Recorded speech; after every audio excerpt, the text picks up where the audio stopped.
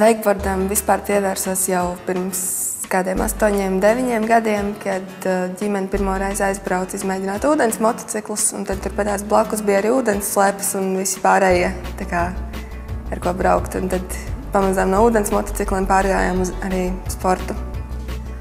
Bija tāda lieta, ka 2007. gadā es aizbraucu uz nometni Anglijā uz pāris dienām, un viens treneris no Amerikas kādreiz bija viesos, un tad viņš arī uztaisīja to progresu tādu, ka es sapratu, ka es varu un gribu, un es to arī darīšu.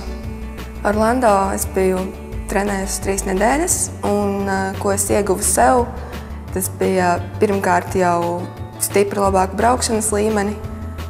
Tas progress bija daudz lielāks, nekā es pat biju gaidījusi un cerējusi.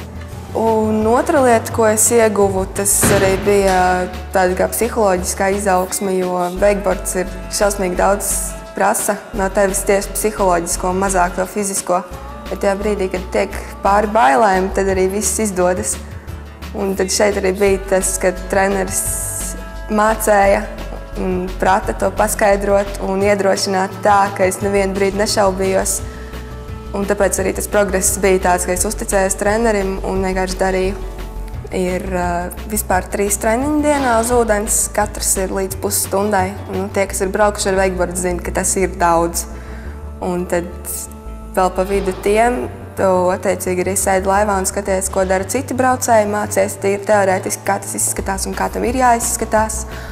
Un vēl arī, protams, uz batuta tiek atstrādāti elementi. Un tas jau ir tīri individuāli. Cik tev pašam vajag tur laiku un cik tu spēj uz batuta nolēkāt tā, lai tu arī pēc tam vari kaut ko izdarīt uz ūdens. Vēl bez wakeboarda arī ar snowboardu diezgan nopietni nodarbojās, jau 10, 11 gadus braucu. Un pēdējās 2 sezonas arī aizvadīju snowboard cross sacensībās. Vēl arī dejoju jau no bērnības visdažādākos stilus. Cenšos darboties visādos sporta veidos, jo nevar tikai darīt vienu, un visu laiku to darīt, vajag arī kaut ko. Vajag attiet bišķiņ maliņā, uzlikt ķermenim citu slodzi, attīstīt visus pārējos muskuļus. Un tad arī sanāk, ka tā veselība turās un var sasniegt mērķus.